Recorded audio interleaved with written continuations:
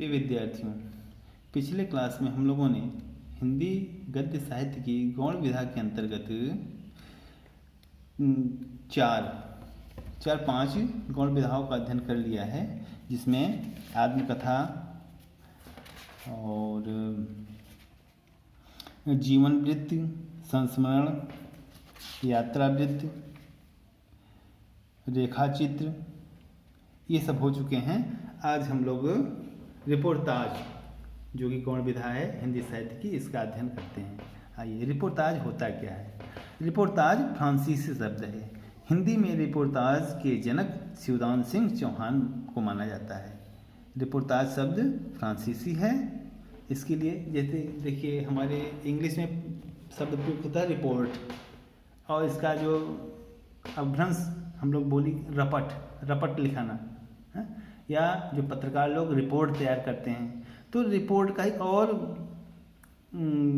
भाषा में अर्थात फ्रांसीसी भाषा में अगर हम देखें तो उसी को हम रिपोर्टाज कहते हैं। ठीक, तो रिपोर्टाज हिंदी में, इंग्लिश में उसको रिपोर्ट कहते हैं, और बोली में अगर आम बोली में लें तो उसको रपट कह देते हैं, है ना।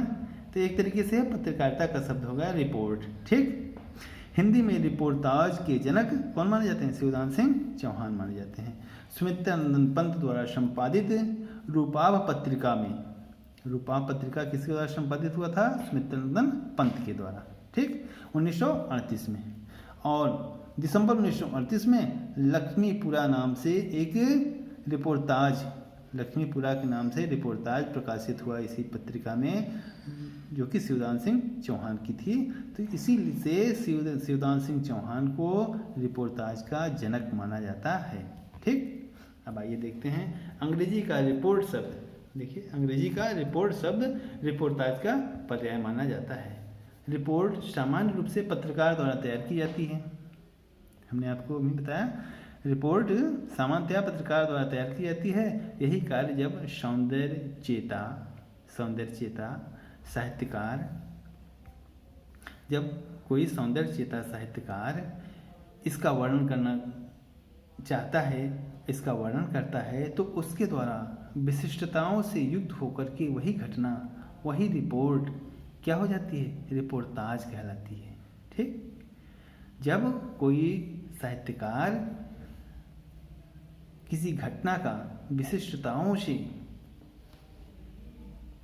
युक्त करके उसका वर्णन करता है, उसको जब लिखता है, तो वही रिपोर्टाज बन जाता है। ठीक, रिपोर्टाज में लेखक का घटना से साक्षात्कार आवश्यक होता है।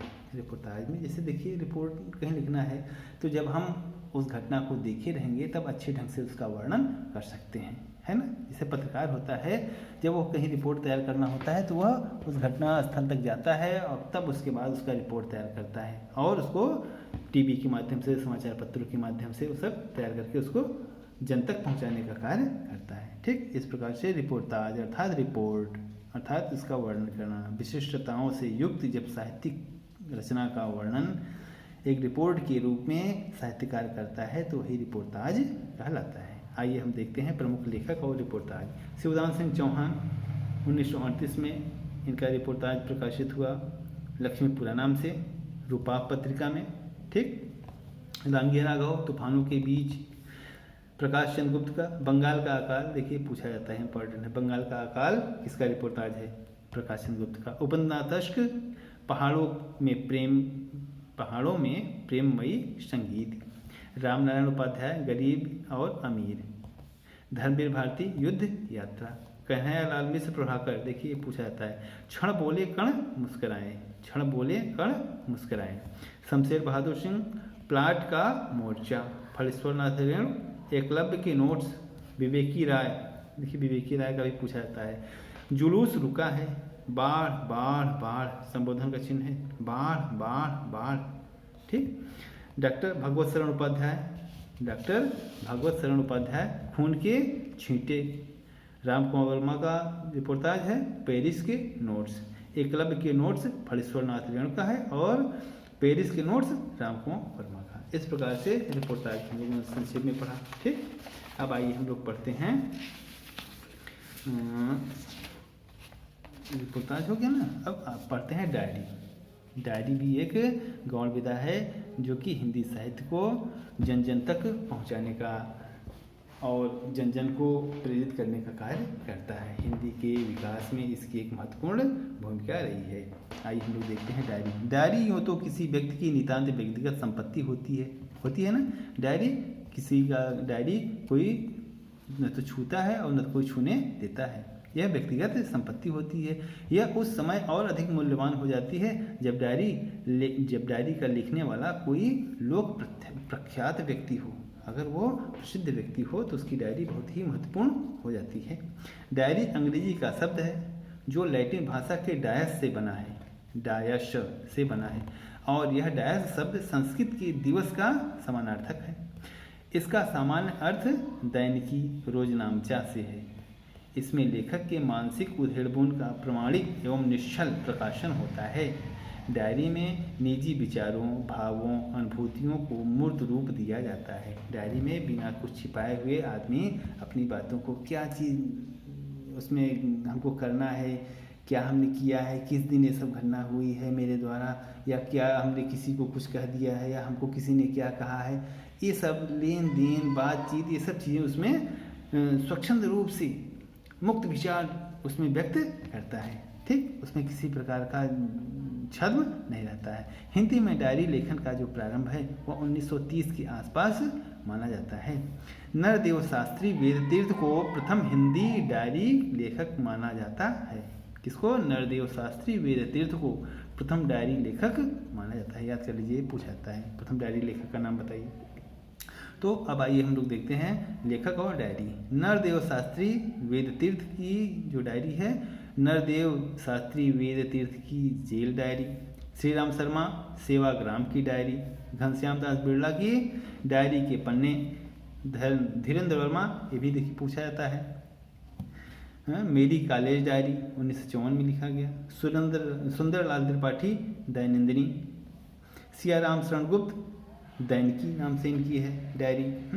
उपेंद्रनाथ अश्क की डायरी, ज़्यादा अपनी कम पराई, महत्वपूर्ण है, पूछा जाता है, ज़्यादा अपनी कम पराई। हरबंस राय बच्चन का प्रवासी की डायरी, रामधार सिंह दिनकर की डायरी, रघुवीर शाह दिल्ली मेरा परदेश, मुक्तिबोध एक साहित्यिक की डायरी, चंद्रशेखर की मेरी जेल डायरी। यहाँ पे देखिए नरेंद्र देव शास्त्री वेदतीर्थ की जेल डायरी है, यहाँ पे मेरी जेल डायरी। कमलेश्वर का है देश देशांतर, डॉक्टर नरेंद्र मोहन साथ साथ मेरा साया, डॉक्टर विवेकी राय, ये भी पूछा जा सकता है, डॉक्टर विवेकी राय मनबोध मास्टर की डायरी, रामदर्श मिश्र आते जाते दिन, रामदर्श मिश्र का आते जाते दिन। इस प्रकार हम लोगों ने डायरी को भी देख लिया। इसमें जो महत्वपूर्ण है हमने आपको प्रस्तुत दिया है, इसको आप लोग अच्छे से पढ़िए। ठीक, अब आइए हम लोग आगे देखते हैं अगली कौन सी गद्य विधा है, गौण गद्य विधा है, उसको हम देखते हैं भेंट वार्ता, साक्षात्कार। ठीक, हाँ, भेंट वार्ता जिसको हम लोग कहते हैं साक्षात्कार, अंग्रेजी में कहते हैं इंटरव्यू देने गए थे भाई। इंटरव्यू में क्या होता है, हम एक दूसरे के सामने प्रस्तुत हैं। ठीक, हमारे सामने हमसे प्रश्नकर्ता जो है, हमसे जो प्रश्न पूछने वाला रहता है वो हमारे सामने उपस्थित रहता है। हम दोनों लोग के बीच प्रश्नोत्तरी होती है। भेंट वार्ता के लिए हिंदी में भेंट, चर्चा, परिचर्चा, साक्षात्कार शब्द प्रचलित है। अंग्रेजी में इसके लिए इंटरव्यू शब्द का प्रयोग होता है। इंटरव्यू का अर्थ आंतरिक दृष्टिकोण, अगर हम देखें आंतरिक, व्यू माने दृष्टि, आंतरिक दृष्टिकोण होता है। ठीक, अर्थात साक्षात्कार वह विधा है जिसके माध्यम से भेंटकर्ता किसी व्यक्ति के मन और जीवन में प्रश्नों की झरोखे से झांकता है और उसके आंतरिक दृष्टिकोण को प्रस्तुत करता है। आज इंटरव्यू बहुत ही प्रचलित विधा बन गई है। रेडियो एवं दूरदर्शन पर इसकी व्यापक लोकप्रियता प्राप्त हुई है। ठीक, हिंदी साहित्य में इस विधा के प्रवर्तन का श्रेय पंडित बनारसी दास चतुर्वेदी को जाता है। हिंदी साहित्य में इसका श्रेय किसको जाता है? पंडित बनारसी दास चतुर्वेदी को जाता है। इन्होंने रत्नाकर और प्रेमचंद से भेंट करके उनके व्यक्तित्व एवं कृतित्व का वर्णन किया है। ठीक, अब आइए हम लोग देखते हैं कि कौन कौन से साक्षात्कार, कौन कौन से भेंट वार्ताएँ और उसके लेखक कौन कौन से रहे हैं। ठीक, बनारसी दास चतुर्वेदी, रत्नाकर जी से बातचीत 1931 में प्रकाशित हुआ और प्रेमचंद के साथ 2 दिन नाम से 1932 में। प्रभाकर माचवे जैनेन्द्र के विचार नाम से प्रकाशित किए। बेनी माधव शर्मा कवि दर्शन, पद्म सिंह शर्मा मैं इनसे मिला 1955 में प्रकाशित हुआ। देवेंद्र सत्यार्थी कला के हस्ताक्षर। सुरेश सिन्हा हिंदी कहानी और फैशन, हिंदी कहानी और फैशन, यह भेंटवार्ता साक्षात्कार है। ठीक। लक्ष्मी चंद्र जैन भगवान महावीर एक इंटरव्यू। अज्ञेय अपरोक्ष। कर्ण सिंह का साक्षात्कार क्या है? रामविलास साक्षात्कार रामविलास शर्मा से बातचीत, रामविलास शर्मा से बातचीत नाम से इनका एक भेंटवार्ता प्रकाशित हुआ है। अमृता प्रीतम शौक सुराही महत्वपूर्ण है। रामधार सिंह दिनकर वट पीपल, ये भी महत्वपूर्ण है। उपेंद्रनाथ अश्क कहानी के इर्द गिर्द। केशव चंद्र वर्मा शॉर्टकट की संस्कृति, शॉर्टकट की संस्कृति। राजेंद्र यादव जवाब दो विक्रमादित्य। चेखव एक इंटरव्यू, देखिए इंपॉर्टेंट पूछा जाता है, चेखव एक इंटरव्यू राजेंद्र यादव की है। ठीक। प्रेम कुमार साधना से संवाद है। इस प्रकार हम लोगों ने आज हिंदी गद्य साहित्य की जो शेष बची हुई गौण विधाएँ थी उसके बारे में जाने, और इसमें से जो महत्वपूर्ण है हमने आपको बताया है। इसको आप लोग 2 बार 3 बार सुन करके और इस पर नोट्स तैयार करके याद करिए। ठीक। और जो शेष बची हुई हैं उसको हम अगले टर्न पर पढ़ा के इसको समाप्त कर देंगे। फिर आगे हम पढ़ने का जो वो होगा पाठ्यक्रम उसको बताते चलेंगे, आप लोग उसको रिवीजन करते चलिए। ठीक। धन्यवाद।